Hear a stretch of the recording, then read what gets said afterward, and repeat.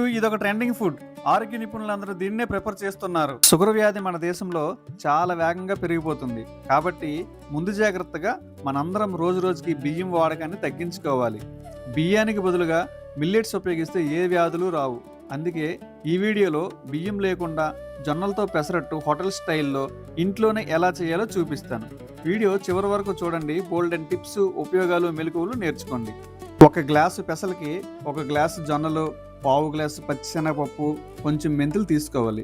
ఇవన్నీ కూడా షుగర్ వ్యాధి రాకుండా చేస్తాయి. వీటిని శుభ్రంగా కడిగి పాత్రలో వేసి 8 నుంచి 10 గంటలు నానబెట్టుకోవాలి. 8 గంటలు నానబెట్టిన తర్వాత నానబెట్టిన నీరుని పారబోసి మళ్ళీ శుభ్రంగా కడగాలి. ఇప్పుడు 2 పచ్చిమిర్చి, కొంచెం అల్లం, 1 స్పూన్ జీలకర్ర, కొంచెం కొత్తిమీరను బాగా కడిగి పెసర్లతో కలపాలి. ఇవన్నీ కలపడం వలన పెసరట్టు టేస్ట్ డబుల్ అవుతుంది. పెసర వాసన పోయి కొంచెం కారంగా టేస్ట్గా తయారవుతుంది. ఇప్పుడు ఇవన్నీ కలిపి మిక్సీ జార్లో వేసి కొంచెం నీరు వేసుకుంటూ స్మూత్గా గ్రైండ్ చేసుకోవాలి.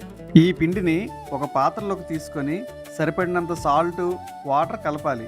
ఎక్కువ లూజ్గా అవ్వకుండా చూసుకోవాలి. దీనిని మూత పెట్టి కాసేపు పక్కన పెట్టుకోవాలి.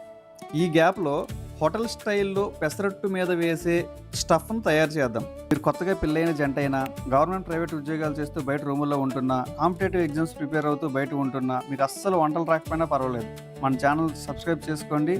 హెల్దీ కుకింగ్ వీడియోస్ చాలా సింపుల్గా చెప్తాను, మీరు చూసి చేసుకోవచ్చు.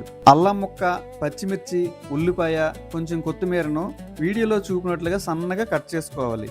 వీటికి 1 స్పూన్ జీలకర్ర వేసి బాగా కలిపి ఒక బౌల్లో తీసుకోవాలి.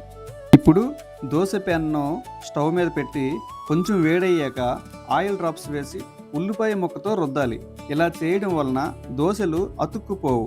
గరిటెడు పిండిని వేసి రౌండ్గా తేలికగా తిప్పాలి. ఫస్ట్ మధ్యలో తిప్పడం స్టార్ట్ చేసి పిండిని జరుపుకుంటూ అంచుల వరకు తిప్పాలి. అప్పుడే పల్చగా క్రిస్పీగా దోశ వస్తుంది. ఇప్పుడు మనం ముందే తయారు చేసుకున్న స్టఫ్ను వెంటనే దోశ అంతటా వేసి స్ప్రెడ్ చేయాలి. చూడండి ఎంత బాగుందో, కలర్ఫుల్గా. తింటే ఇంకా బాగుంటుంది. కొంచెం ఆయిల్ డ్రాప్స్ని అంచుల వెంబడి వేసుకోవాలి.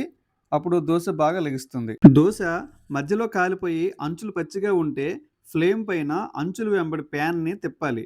అప్పుడు అంచులు క్రిస్పీగా అవుతాయి. అంచులు గోల్డెన్ కలర్కి రాగానే దోశ తీసేయాలి. ఈ పెసరట్టుకి పల్లీ చట్నీ కానీ కొబ్బరి చట్నీ కానీ బాగుంటుంది.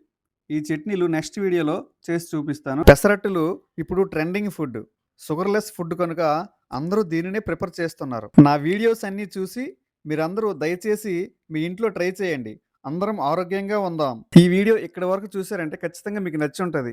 ఛానల్ని సబ్స్క్రైబ్ చేసి 10 మందికి పంపించండి. Thank you.